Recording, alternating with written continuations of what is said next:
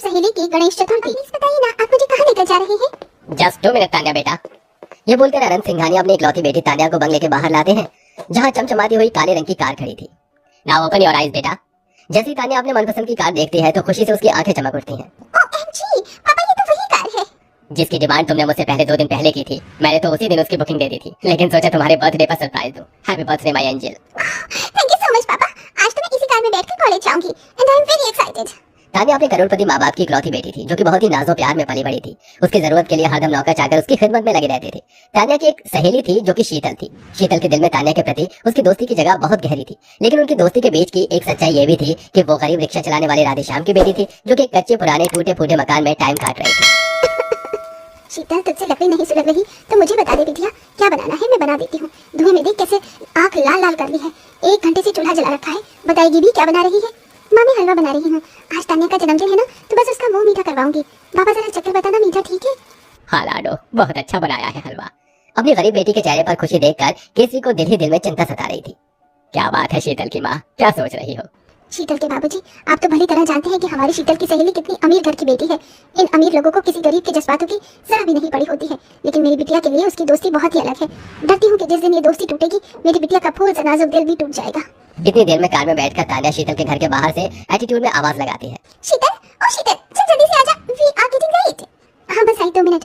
ये हलवा टिफिन में रख लेती हूँ, रास्ते में उसे खिला दूंगी। अरे बिटिया, गाड़ी में बैठी बैठी थक जाओगी, अंदर आ जाओ। No aunty, I am sorry to say, but इस कच्ची कॉलोनी का रास्ता इतना टूटा फूटा और ऊबड़ खाबड़ है, मेरी लाखों की सैंडल टूट जाएगी तो मम्मी गुस्सा करेंगी। चलो कोई बात नहीं, जैसा तुमको ठीक लगे बेटी। तभी फीका पुराना सा सूट डाले, पैरों में घिसी पिटी चप्पल पहने, हाथों में किताब लिए शीतल आकर गाड़ी में बैठ जाती है। तभी केसरी कहती है, शीतल बेटी, कोशिश करना घर टाइम से जल्दी आने की, क्योंकि आज घर में साफ सफाई करनी है, गणेश चतुर्थी आने वाली है, मूर्ति भी लानी है। ठीक है माँ, आ जाऊंगी। तभी तान्या अपनी गाड़ी दिखाते हुए गुरूर से कहती है, अरे जल्दी, ये देख, मेरे डैडी ने मुझे बर्थडे में ये न्यू कार गिफ्ट की है। गरीब शीतल ने बड़ी सीधाई से तारीफ करते हुए कहा, अरे कार है या हाँ कार, कितनी बड़ी सीट है और गद्देदार भी, एकदम मखमल के जैसे। इसके अंदर तो अच्छी नींद आएगी। अच्छा सब छोड़, ये देख, मैंने तेरे लिए अपने हाथों से हलवा बनाया है।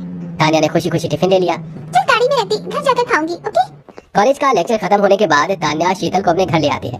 शीतल तान्या की माँ मालिनी के खड़ूस बर्ताव को बखूबी जानती थी, इसलिए वो उसके घर आने से झिझकती थी। तान्या रहने देना यार, मैं फिर किसी दिन आ जाऊंगी। तुझे पता है ना, मुझको आंटी से डर लगता है। अरे तू चलना यार, तू तो मेरी मम्मी से ऐसे डरती है जैसे वो तुझे खा जाएंगी। मॉम देखो कौन आया है, शीतल। शीतल को देखते ही मालिनी सड़ा सा मुंह बना लेती है। ये गरीब लड़की तो मेरी बेटी से च्युइंगम की तरह चिपक गई है। I hate this girl. नमस्ते मालिनी आंटी। ओह हेल, हमारे यहाँ हाई सोसाइटी में पैर नहीं छूते, हाय हेलो करते हैं।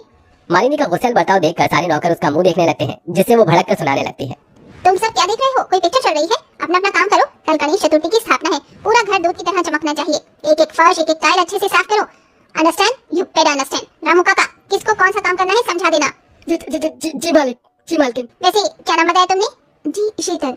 वैसे तो तुम्हारा बाप रिक्शा चलाता है, am I right? है ना? और तुम मेरी बेटी की लग्जरी कार में बैठकर कॉलेज जाती आती हो। तुम्हारी तो ऐश है, जिस कार को देखा भी नहीं होगा उसमें बैठकर मजे उड़ाती हो। मॉम प्लीज, ये क्या बातें लेकर बैठ गई आप? आई एम सॉरी शीतल। मालिनी शीतल की गरीबी की बहुत बेइज्जती करती है, जिससे उस बेचारी की आंखों में आंसू आ जाते हैं। तभी फोन पर बात करते हुए पिता अनंत, जो कि भले स्वभाव का व्यक्ति था, वो आ जाता है। जी हमारे यहाँ मालिनी, गणेश चतुर्थी के लिए तुमने जिस मूर्ति का ऑर्डर दिया था वो रेडी है, लेने चलना है। Tanya, who is this pretty girl? पापा ये मेरी सहेली शीतल है। जी नमस्ते अंकल जी। नमस्ते बेटा। तान्या अपनी सहेली को भी कल गणेश स्थापना में इनवाइट कर लेना। जी डैडी। शीतल अपने घर आकर झोपड़ी की सफाई करती है। दोनों ही अमीर गरीब सहेलियों के घर में गणेश चतुर्थी की तैयारी चल रही थी। जहां अमीरी और दौलत में तान्या का बंगला महंगी लाइट से किसी दुल्हन की तरह सजा धजा था, तो वहीं उसकी झोपड़ी में जरा भी रौनक नहीं थी। फिर भी गरीब शीतल के मन में बड़ा संतोष था। वो अपनी फूलों की बगिया में से लड़ियां पिरोकर अपनी झोपड़ी सजाती है। सभी रात के 9-10 बजे टूटा हुआ रिक्शा खींचता हुआ बूढ़ा पिता हताश मन से घर आता है। बाबा आ गए आप? बाबा आप गणपति बप्पा की मूर्ति नहीं लाई? नहीं बेटिया, नहीं लाया। अजी ये तुम्हारा रिक्शा कैसे टूट गया? पता नहीं किसका मुंह देखकर गया था। शीतल की माँ पूरे दिन में 1 रुपए की कमाई धमाई नहीं हुई, ऊपर से एक रईस ज्यादा रिक्शा को टक्कर मार गया। पता नहीं कल मूर्ति के बगैर स्थापना कैसे होगी। अपने गरीब माता पिता को परेशान देखकर गरीब शीतल उन्हें सब्र देते हुए बोलती है, माँ पिताजी आप दोनों परेशान मत होइए, मुझको मूर्ति बनानी आती है, मैं मिट्टी की मूर्ति बना दूंगी।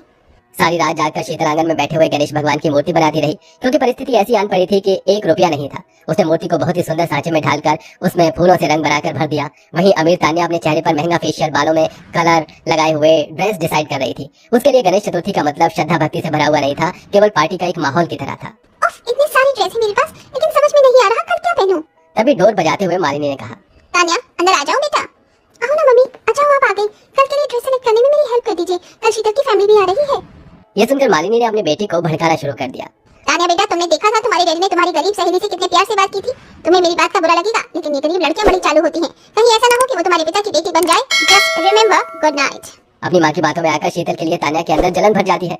अगले दिन शीतल और उसके गरीब माँ बाप घर में बप्पा की मूर्ति बिठाकर आटे के हलवे का भोग चढ़ाकर पूजा अर्चना करके तान्या के बंगले में गणेश चतुर्थी में आते हैं, जहाँ आलीशान तैयारी थी और मंदिर में गणेश भगवान के संगमरमर की मूर्ति लगी हुई थी, जिस पर सोने का हार चढ़ा हुआ था। 56 भोग से भरी हुई थालियां तैयार करके रखी हुई थी। जी नमस्ते भाई साहब। जी नमस्ते भाई साहब। तान्या बेटी, शीतल के माता पिता को और शीतल को ड्रेस दे दे, दो गणेश चतुर्थी को जो थीम रखी है उस हिसाब से। जी पापा। तान्या अंदर ही अंदर अपने गरीब सहेली से जल भून रही थी और उन्हें बड़े अपमान के साथ कपड़े देती है। ये ले, पहन ले इसे। वैसे इतने महंगे कपड़े तो तूने जिंदगी में कभी नहीं पहने होंगे ना शीतल। तुम गरीब लोग तो फुटपाथ वाले कपड़े पहनते हो। तान्या की ये बात शीतल के दिल में कांटे की तरह चुभ गई। उसकी आंख से आंसू झलक पड़े। सब पूजा में शामिल हो गए और एक एक करके पूजा अर्चना की, लेकिन एक पल के लिए तान्या ने शीतल और उसके गरीब माता पिता को आरती की थाली नहीं दी। तान्या, हमें भी बप्पा की आरती करनी है। आरती की थाली तो दे। देख नहीं रहा कितने बड़े बड़े लोग आए हैं तुझे? मेरे डैडी ने गणेश चतुर्थी की पूजा में इनवाइट कर लिया तो खुद को इस महफिल के काबिल मत समझ। गरीब है तू। एक बार फिर तान्या शीतल की इंसल्ट करती है। आखिर में पूजा के बाद सब लोगों को गणेश चतुर्थी का खाना और प्रसाद बांटा जाता है और इस बार तान्या दुश्मनी निभाने की सारी हदें पार कर देती है। बड़ी आई थी 2 कौड़ी की करीब मेरे डैडी की जिंदगी में मेरी जगह लेने वाली। आज मैं इसको इसकी अच्छी औकात याद दिलाऊंगी। तान्या, माँ बाबा भूखे हैं। पूजा के बाद हम घर से निकल गए थे, उन्हें भी प्रसाद दे दे। अरे बाबा, थोड़ा सब्र रख ले, दे रही हूँ। क्या भूखे नंगे की तरह हरकतें दिखा रही है? तान्या ने उसके माता पिता को नौकरों के संग में बिठा दिया। चल, ये सारे नौकर खा रहे हैं, तुम यहीं बैठकर खा ले। बाहर जगह नहीं है, हाई फाई लोग बैठे हैं। इतने के बाद शीतल से और अपमान सह नहीं हुआ, उसकी आंखों से झरझर आंसू गिरने लगे। बस कर तान्या, बस कर। मेरी गरीबी का और कितना मजाक उड़ाएगी? मेरी गरीबी का और मेरे माता पिता का अपमान करने के लिए हमको इस गणेश चतुर्थी की पूजा में बुलाया था तूने। बोल। अरे कुछ नहीं तो हमारी दोस्ती की कदर कर ली थी। घर आए मेहमान को भगवान का दर्जा दिया जाता है, पर तूने तो हमें इंसान भी नहीं समझा। शीतल चल बेटी यहाँ से चल, ये अमीरों की महफिल हम गरीबों के लिए नहीं बनी। इतनी देर में तान्या के पिता अनंत वहाँ आ जाते हैं। उन्हें सारे मांजरे को भागते हुए देर नहीं लगती, क्योंकि वो अपनी पत्नी मालिनी के बर्ताव को जानते थे। तान्या बेटी, मैं तुम्हें बहुत समझदार समझता था। आज तक मैंने तुम्हारी हर एक ख्वाहिश को पूरा किया, लेकिन मैं ये नहीं जानता था कि तुम किसी गरीब का इस तरह से अपमान करोगी। इससे पहले कि देर हो जाए और तुम अपने हीरे जैसे दोस्त को खो दो, जाओ शीतल को रोक लो। तुमने उसका उसके माता पिता का बहुत अपमान किया है। अपने पिता के समझाने पर तान्या को अपनी करनी पर पछतावा होता है और वो शीतल के माता पिता के पैरों में गिरकर माफी मांगती है। अंकल, आंटी प्लीज मुझे माफ कर दीजिए। प्लीज शीतल, मुझे दोस्ती तोड़कर मत जाओ। शीतल से तान्या के आंसू नहीं देखे जाते, वो उसे गले से लगा लेती है और इस तरह दोनों सहेलियों की गणेश चतुर्थी का अंत खुशियों भरा होता है। तो दोस्तों, आपको हमारी इस अमीर गरीब सहेली की स्टोरी से क्या सीख मिलती है? क्या हमें अपने सच्चे दोस्त से ज्यादा अमीरी को इंपॉर्टेंस देनी चाहिए? हमें कमेंट करके